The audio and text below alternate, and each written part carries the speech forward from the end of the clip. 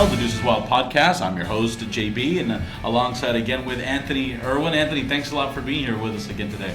Can't complain, man. Have you seen the weather outside? Yeah, it's gorgeous. It's not February. No. It can't be February. It's not supposed to be the first week of spring training for us, but it's glorious day. It's the day one. They're in, and look at the outside. It just looks great. Right. It was funny. I was walking here. I was coming from Dodger Stadium to just kind of clean up a few things here. You were walking up. This just happened to be here, so sometimes things are just meant to be. It just worked. You guys lucked out, Dodgers Nation, because it was just going to be me today, and I was going to have to pull a Colin Cowherd on you all for about 20 minutes and just ran. And I'm not, you know what, I may just do that anyway one day, just for the heck of it, and maybe never do it again. But that's very true. I did catch Anthony on the way in coming back, and he'll tell us a little bit about what he learned at Dodger Stadium, and he's gracious enough to jump on board here today. We're going to go through some things about what's been going on in Dodger land. Today, of course, as we sit here, it is day one for pitchers and catchers for the Dodgers, reporting out in Arizona. So that's a very exciting time for everyone right now. Of course, a lot of predictions right now, Anthony. Everyone getting in their projections. Everyone getting in what they think is going to happen. Who are the players to watch? The one this week were the power rankings, as you know. Mm-hmm. So Sports Illustrated and a few others put out their power rankings, and I think I have a little bit of them. I'm not going to go through the whole list. But it's I think it's consistent to say that the Dodgers are ranked in the top 5 consistently. 5, 6 areas. Yeah, in most of these power rankings, and I'm looking at the one from SI, and they put the Dodgers at number 4. Mm-hmm. If you haven't seen this already, folks, they got the Cubs at 1, the Mets at 2, the Astros at 3, the Dodgers at 4, the Pirates at 5, and I'll just say that the Giants are right there at 6. Mm-hmm. And that's 4, 5, 6 is where most folks has the Dodgers at. How do you feel about that? Well, it's kind of funny because if you just paid attention day by day, which I understand, I'm getting a magnetized view or a scope of what's going on with the Dodgers, always being immersed in it.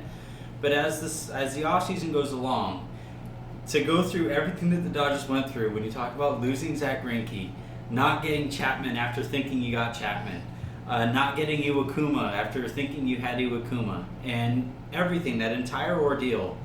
And then bringing back basically the entire lineup. Yeah. If you were to tell me that going into the offseason and then tell me that, they're still a top 5 MLB team, I might have kind of questioned you on that one a little bit.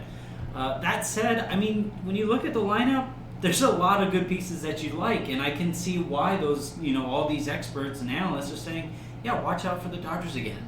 Yeah, when I break it down, I think I'm a lot more positive about where the Dodgers are right now than I was maybe even 5 weeks ago in the first episode. And the more I break it apart a little bit, and you start to go position by position, you start to look at the rotation and how deep it actually is now. Yeah. And in a perfect world, even if all of those guys aren't healthy, we know that no rotation is healthy all year long. They have a lot of options now. And you've lost Greinke. We're not going to beat that bush anymore. But look at what we do have in Kenta Maeda, what we have if Ryu comes back healthy, which we lost last year. Cashmere, who's a solid starter. You have a lot of solid starters around Clayton Kershaw. Mm-hmm. And when you get to the postseason, all you need is really 3 or 4 good ones, which we didn't even have that after Greinke. After Greinke in that number 2 spot last year. Right. That's the thing, is that if you let me, I guess I'll just not really rant, but just go on a little spiel. But I focus a lot on baseball. I focus a lot on basketball. And I really like what the Spurs do with their organization. They say a rested player is better than a more talented player that is not as well rested, right? And by maintaining organizational depth moving forward, they're saying as long as those guys, every time those guys step on the court, if they are as rested as they can possibly be, they're going to be better than the average player who is a little more tired typically. Right. Same thing with the Dodgers. What they're doing is by getting a whole bunch of players who can play multiple positions. And if you look at the Dodgers roster, there aren't very many guys who can only play one spot. You think obviously Grandal being a catcher. Sure. Obviously Adrian Gonzalez playing first base. But everybody else, you're talking about a whole bunch of people who can move all over the place. Yeah. And in that respect, they're thinking that so long as by maintaining that depth and having it throughout the roster, every time player X steps on the field, they're going to be better rested and more fresh to be able to contend with a 162-game season. Right. And I think that's what they were hoping to do this offseason, and so far, so good. And the theory is very interesting. I agree with that, especially. That's why I only do the podcast every other week. I'm much better rested on that third week. You should hear his voice after these podcasts. Man, after a month, I'm amazing.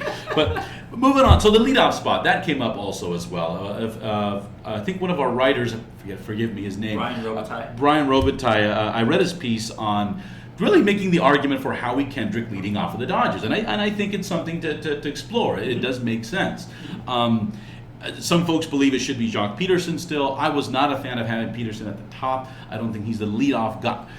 The speed, though, is amazing, and I think a lot of folks looked at Jock Peterson, I know I did, last year, and thinking, could this be a Ricky Henderson type of guy, right? Power, speed, good outfielder, right, something like that. But I see him as a bigger power hitter than a guy that's really going to try to do the things to get on base. Although I'm a believer that leadoff hitters, kind of like the big man in basketball now, are becoming fewer and far between in baseball. That's a good analogy. And it's something that you don't see. It could be because of contracts, for whatever reason, selfish reasons. I don't think that the value is there for a player to want to be that leadoff guy and do the little things to get on base. D. Gordon, I didn't watch a lot of him last year. I mean, I was just what most of us maybe on highlights and what have you. Could be one of those still there in that realm. Doesn't have power, but boy, did that guy have a season. Howie Kendrick, gosh, I like him at the leadoff spot, but I would really, really rather have him either right before or right behind Adrian Gonzalez because of how well he hits with men in scoring position. And I love to see guys that hit well with men in scoring position, and the leadoff spot, especially in the National League, when you talk about not having the designated hitter, more often than not, you're not going to hit with a guy on base. If it was the American League, there's a good chance you're going to hit with guys on base. Leadoff, where do you sit with that?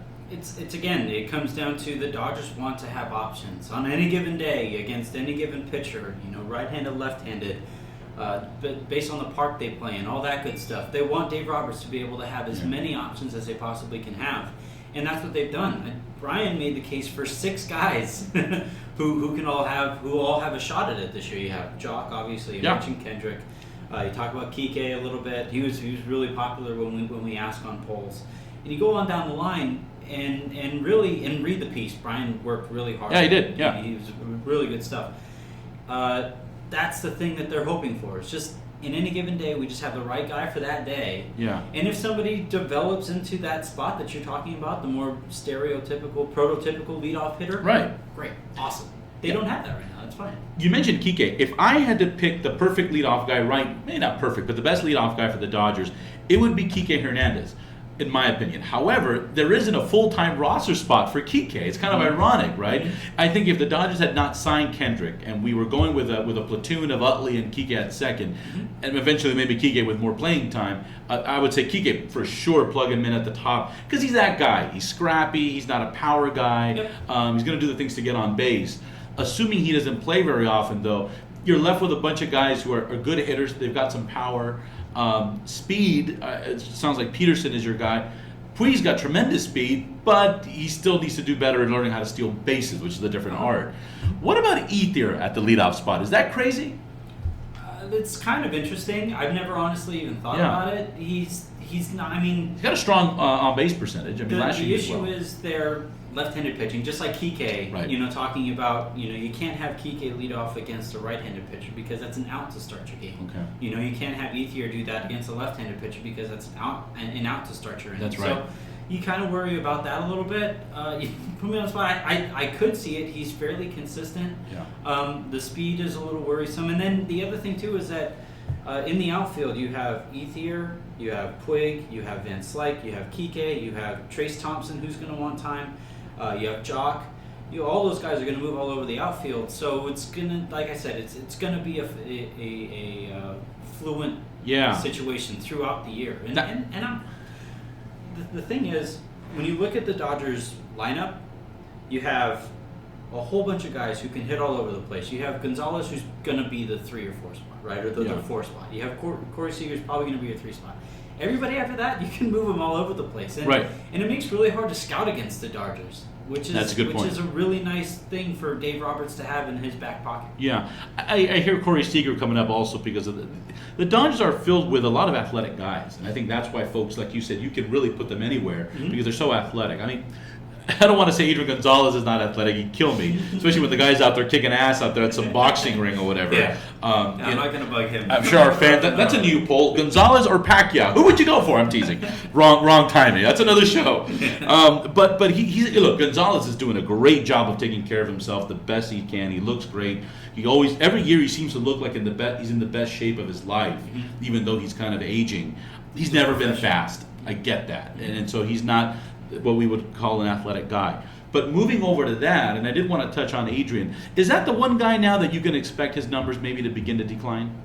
A little bit. Okay. A little bit. It's going to happen a little bit. I think one question I had meant to ask Scott Van Slyke at FanFest that I never got around to asking was... He's still on the team? No, I'm kidding. He's still there. He's still there. His dad might not spend as much time around the team, but he's still there. But his dad's got the scoop. He should work for Dodgers Nation instead. We should hire him. But I do think Scott is going to spend a little bit more time at first base, and he's going to, he already has spent more time as the years have gone along, and with Adrian, the biggest thing with him is as he gets to the other half of his prime or the other half of his career, just again maintain that freshness, make sure that he is the best player he can possibly be every time he steps on the field, and that's where having a guy like Scott Van Slyke or honestly, it wouldn't shock me to see a catcher spend some time at first base this year. If it's Ellis, if it's Grandal, one of those guys save their knees a little bit more. Yeah, that'd be interesting as well. Are you surprised that more teams don't ask for Scott Van Slyke? I am a little bit. I feel like if he was on one of those teams, that's I'm about to mention, like the San Diego Padres, by the way. I feel like if he was on one of those teams, that he'd get enough. That used to be like the Brewers back in the '90s. I can't say that; they're pretty decent now. But back then it was like the Brewers, and the Royals, those teams. They still exist. Yeah, right. But if he was on one of those teams, or a team where he would have more play time, and maybe not as many big, bulky contracts in the outfield, I feel like he could do really well. I feel like that's I don't know if I'd start him as a Dodger every day. I think you have other options. But I'm surprised that other teams don't ask for him. Or do you think now he's just kind of, folks see him as a bench guy? Well, he had that career year 2 years ago. And he had mentioned that this year he focused a lot in the offseason on doing whatever he did that for 2 years ago when he had a really good season. And last year there were some ups and downs with, I think he had a wrist injury that he dealt with for much of the year. So it's kind of hard to say, is the peak what we're grading off of or the valley what we're grading off of? It's usually somewhere in the middle. Yeah. And is that somewhere in the middle good enough to be on, to play a significant starting role? I don't know quite yet. But it's really good to have somebody like that at your disposal when you're trying to figure out, hey, somebody needs a day off, or this he mashes this pitcher. Yeah. Perfect. A lot of talk about some of the players to watch upcoming season in MLB, and two of those players are on the Dodgers list. I think it was on ESPN, put out a list or something. And Yasiel Puig being one, and I think Corey Seager might have been the other. I want to talk about Puig a little bit because he's been around. He's a vet now, all of a sudden. Weird. Oh, by the way, he's a vet. Yeah, really. But I really feel like he's the X factor on this team. I feel like where Puig goes, that's where this team is going to go. How do you feel about that? Well, actually, I kind of want to see where you're feeling about it, because for me, well, no one ever asked me that before, Anthony. Not even my own wife. Right. So I guess for me, I'll just really quickly give some background. Is that on Facebook, Puig is the most polarizing player in the Dodgers organization. Okay. It's not even close. I got buddies that want to see him out. They're Dodger fans, but hate him. I could write an article that says the Dodgers will never trade Puig ever. And the response to that, I guarantee you, in the first 2 or 3 comments is always going to be, trade Puig, he's terrible. And I think there's some misunderstanding as to what he actually makes. He's really cheap. Yeah, they forget that, and I think that's him calling right now, actually. He's his agent. He's not happy, exactly. But yeah, get back to where you see him. Do you think, again, it's about peaks and valleys. Yeah. Peaks and valleys, if you want to say. But we're a brilliant bunch here, folks, in Dodgers Nation. But what I don't think we'll get back to that spot. Yeah. I don't think we'll ever reach that magic that we had, because that was insane. But do you think where do you think we might stand with Puig? I think there's a good chance that we could see that Puig that we saw in those first couple of months again. I really do. I've always been a big fan of the guy. Yes, I feel like he could do better in terms of his maturity, in terms of having a little bit, I don't want to say respect for the game. That's a whole other topic. You get into the Cam Newton thing and people, the dabbing. I have no problem with athletes, showboating a little bit, bat flipping, all that, whatever. That doesn't bug me. Respect human beings, respect people. Yes, do that. But the game, screw it. Mess around. It's there to have fun. It's a kid's game. I like the. Look, if you don't want me to flip my bat after a home run, don't pitch a home run. Don't throw a home run ball at me, and then I won't flip my bat. Hey, problem solved. Yeah, I mean, people forget. I mean, even pitchers used to showboat a little bit sometimes as well. So, but going back to your question about Puig, he's just a really athletic guy. He seems to be in real shape. A lot of folks who were out at FanFest were telling me, saying this guy looked really, really good. Ripped. Yeah, I mean, just fit the way you want to be, kind of fit, not too bulky, but just fit, which is great for his speed. I think we're gonna see. I think his best days are still ahead. Are we always going to see the guy that was hitting 380 or whatever for a couple of months and just smashing like even Manny Ramirez when he came over that trade back in whatever year that was some years back? Those things only happen usually in small little bunches in a couple of months. Yeah, bursts. But I think we can still see a 300 hitter out of Puig. I think we can still see a guy who can hit 25 homers to 30 home runs every season. I mean, he gets close to 20 even just crawling out of bed. Mm-hmm. So I think there's a tremendous upside with the guy. It's up here. I think it's just got to be upstairs. If he has it upstairs, I think if he's feeling the coach, if he's feeling the teammates, and things are jiving, I think he can do really, really well. Mm-hmm. And like you said, people forget, I think it's only costing the Dodgers around $7 million. We were paying Uribe more than that in this final year. I mean, we paid Brandon McCarthy. He's making as much as Chase Utley. Utley makes that much, huh? He makes $7 million. There you go.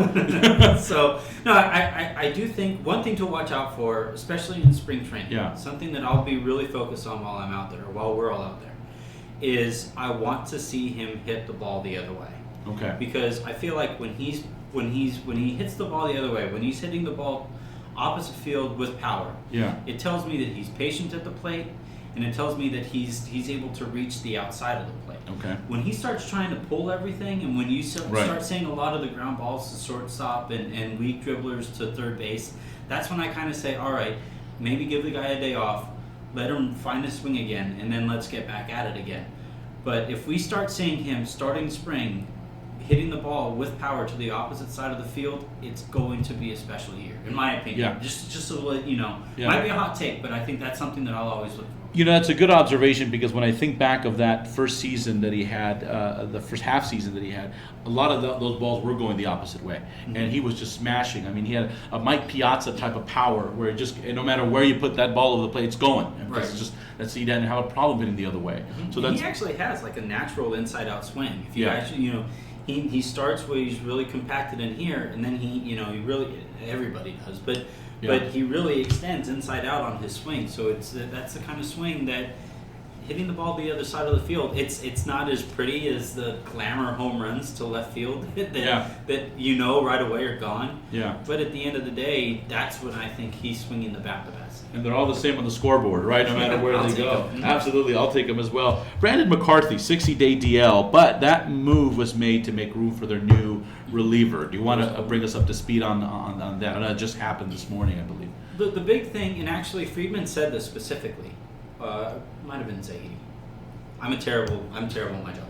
But they said that with their bullpen, when they acquire bullpen pieces, they like to try to buy low on candidates who think they can take the next step. And Lewis Coleman, his stuff isn't incredible. His numbers aren't going to blow anybody away. They got him at $700,000 a year, and it's a buy low candidate that, it's another right-handed arm, which complements the left-handed heavy rotation. That, against the left-handed heavy rotation, you have a whole bunch of right-handed hitters. Well, now your bullpen comes in.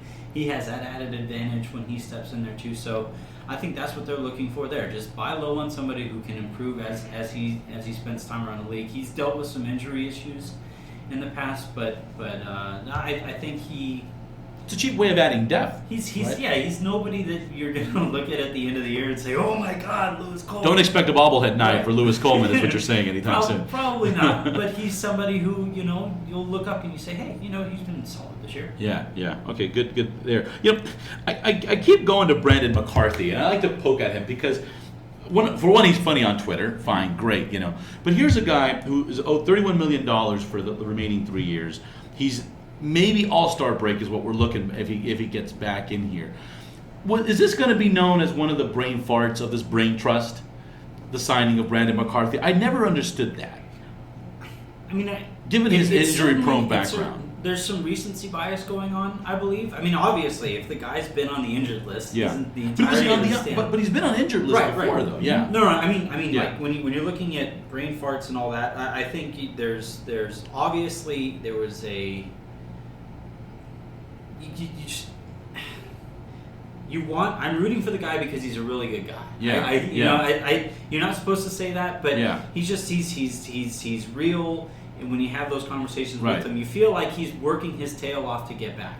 Okay. So in that respect, I think that, if he doesn't come back and you gave up 4 years and $40 million to somebody who wasn't able to do anything for your team, that's a black mark on anybody's resume. Sure. But I do think, after the All-Star break, and given the depth, I don't think they're hoping that he's going to pitch every fifth day, even when he comes back, because of the amount of pitchers they have on the roster. With a marginalized role, I think he can still turn things around in Los Angeles. Okay. So, but to answer your actual question, right now, terrible signing. That's all I wanted. I mean, you could have no. Okay, no, I get it. I get that. All of a sudden, you're looking at a bullpen of Joe Blanton, J.P. Howell, Yimi Garcia, Pedro Baez, Chris Hatcher, Kenley Jansen. What do you think? Do you feel comfortable? I definitely like Jansen. Crazy thing, Jansen's 19 saves away from being the all-time leader in Dodgers saves. Holy smokes! That's nuts. Yeah. You want to feel old? Yeah, right. So you have that going on, and he'll probably pass that this year. So that'll be a fun little tracker to have there. As far as the pieces around him, Hatcher's going to be solid, I think, again. I think Baez, if he can put a little bit more motion on his pitch, he throws flames, but it's a straight fastball. So I'd like to see a little bit more motion on that, and that's something that he'll be working on, I would imagine, in spring training. But at the end of the year, especially in the postseason, the bullpen was pretty good. Yeah. So Hatcher was impressive too. Hatcher was impressive towards the end. They were. Last thing I wanted to touch on before I go to some of the folks' tweets and Facebook comments that they had, there was a piece written by Dustin Nosler over at, forgive me, I know you know the folks out there at Dodgers Digest, who write some pretty interesting stuff. And this one kind of grinded my gears a little bit, I feel like in Family Guy, I think they used to talk about that, right, Peter? About this grind my gears. Yeah, exactly. So this, I should do that. My grind my gears. When I grind my gears. Anyways, I'm going to move on. But this one, and it was titled "The Dodgers Process is Good and It Should Be Trusted," and that's been the reoccurring theme, I think, over the last several months now in this offseason. Both for fans that are either inflamed about what the Dodgers should be doing and are not doing, and both from fans that love where they're going. It's either you trust the process or you don't, of Friedman and the group and the brain trust there that were brought on. And this article really talks about how Friedman is a smart guy, and I'll quote something that Mr. Nosler said, that hopefully it's not Nosler, it's Nosler, hopefully I'm not mispronouncing your name.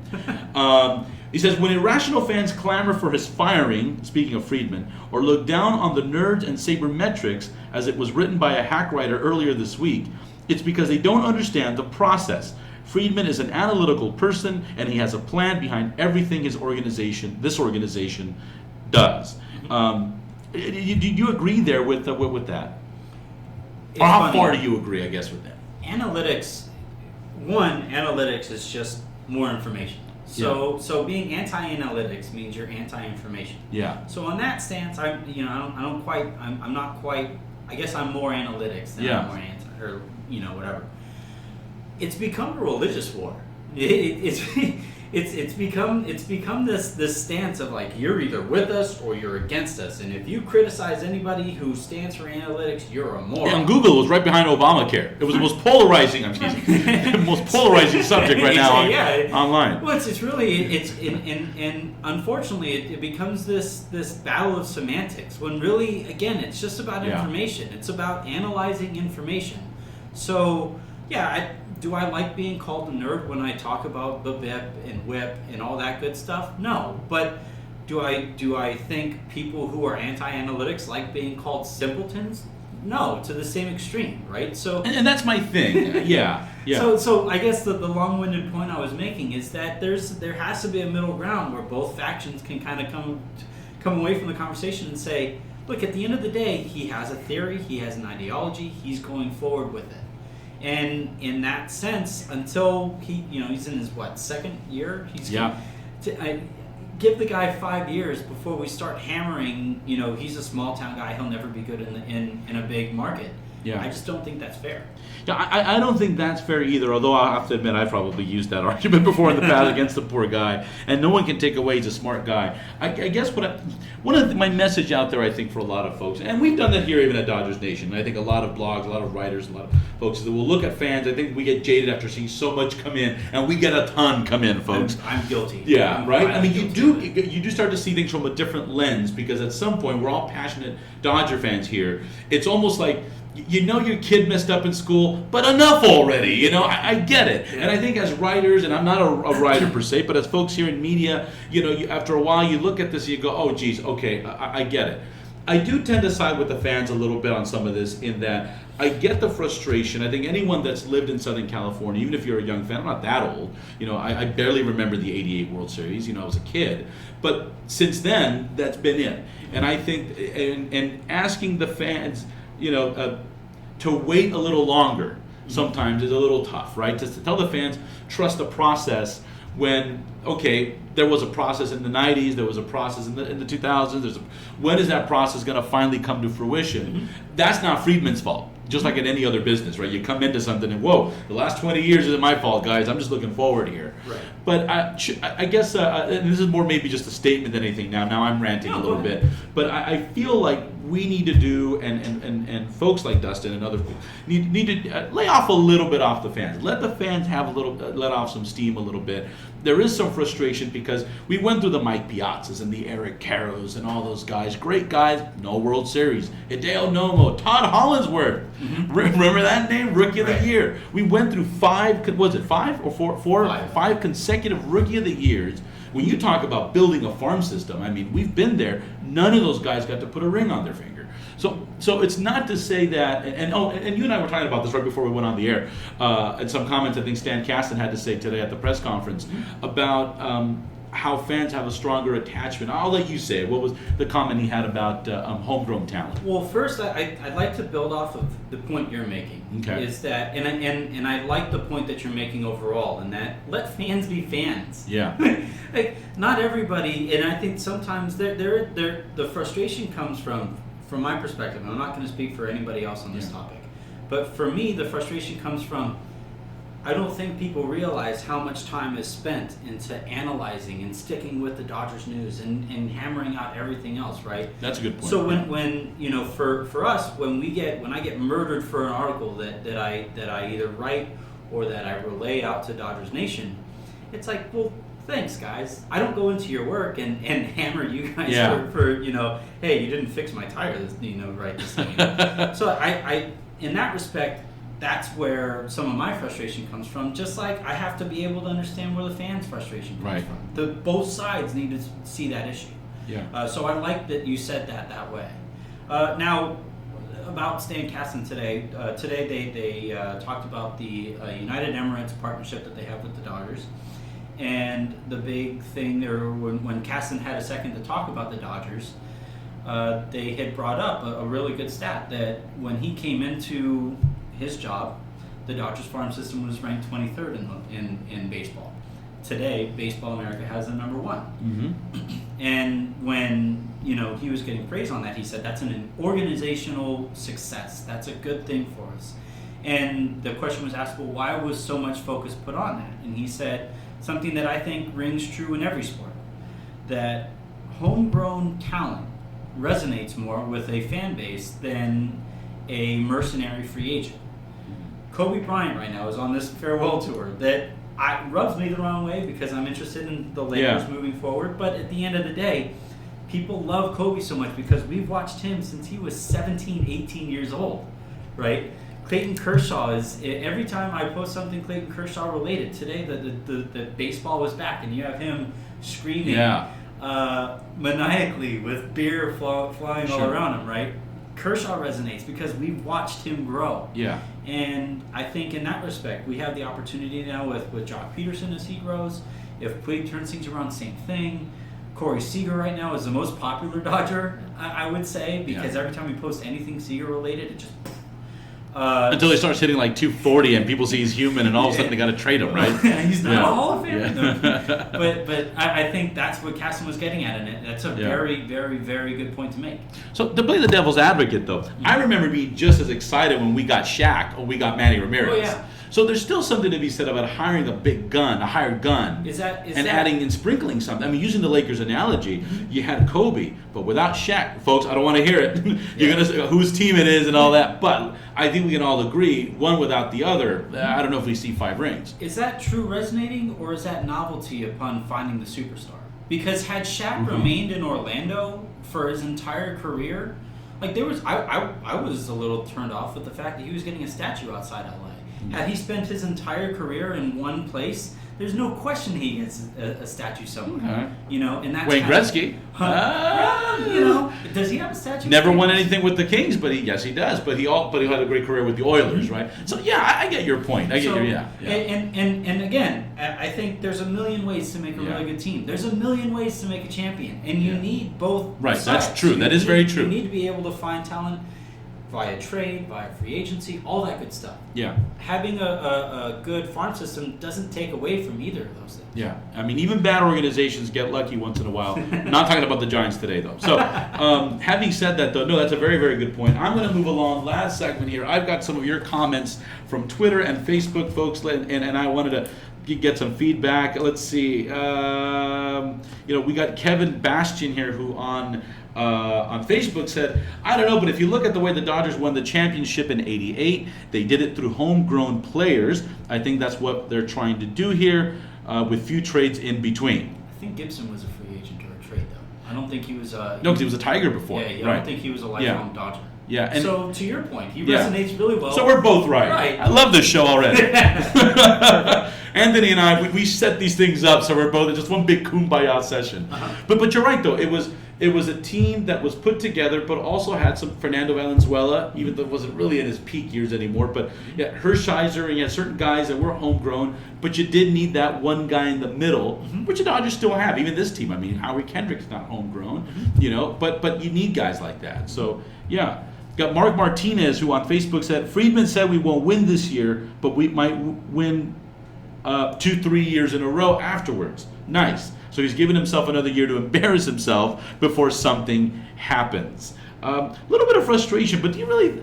I don't know if Friedman said that we're not going to win this year, and I don't know if I think that's where the direction is going. I don't understand the whole the premise of, all right, we either build for the future or we just stink right now. I don't understand that. Now again, that's me. I have to be able to deal with the fans' frustration. And it is frustrating when this huge TV deal that should be able to enable free agent signings is also keeping fans from not watching games.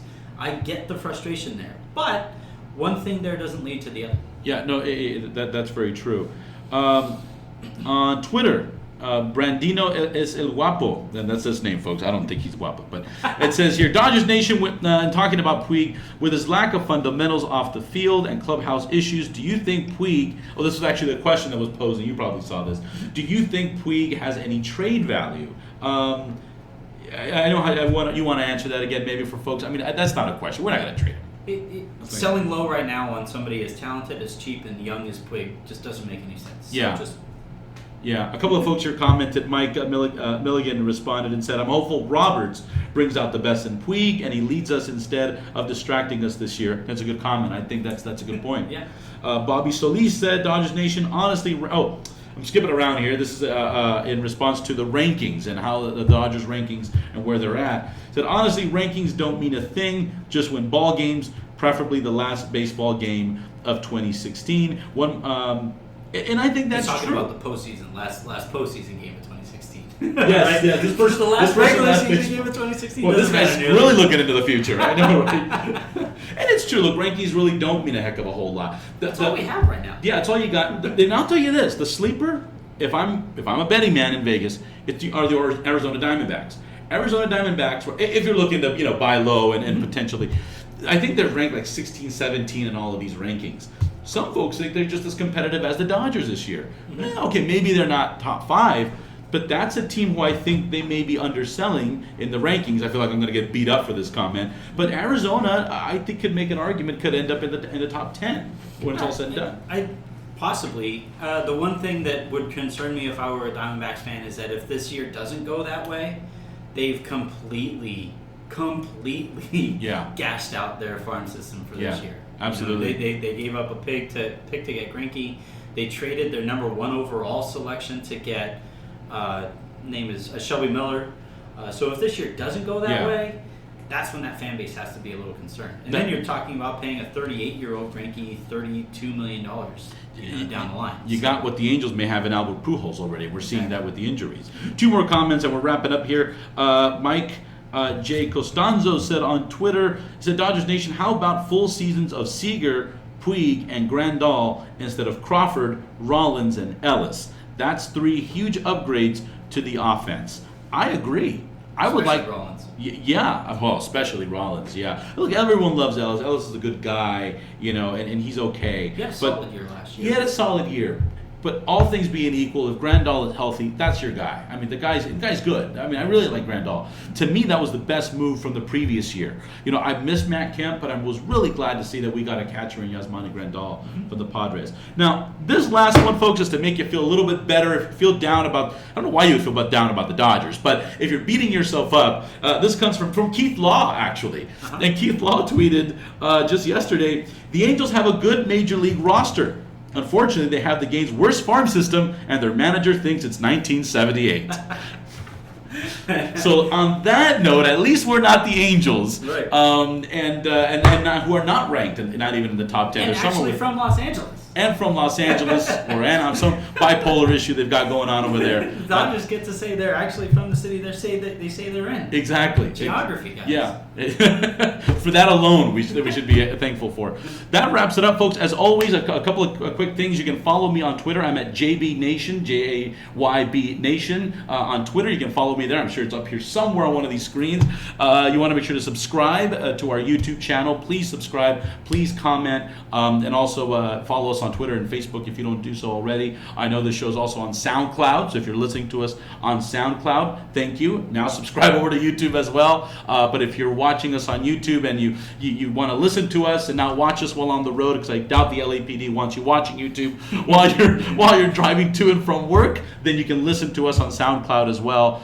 In 2 weeks, we will be back and we will have a special. Not that Anthony is not special, but he works here, so it doesn't count.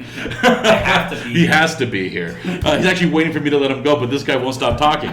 But we will have Howard Cole from Forbes, who those of you who are on Twitter and truly follow the Dodgers, Howard Cole is the Dodgers beat writer and also just a baseball correspondent for Forbes magazine, and he does a really fun, nice job of following the Dodgers, his write-ups, and he's going to be here on that chair right there, and I'm going to grill him. No, there's nothing to grill the guy, but he graciously accepted to be on, and so we'll have a nice conversation about baseball. Anthony, as always, good show, man.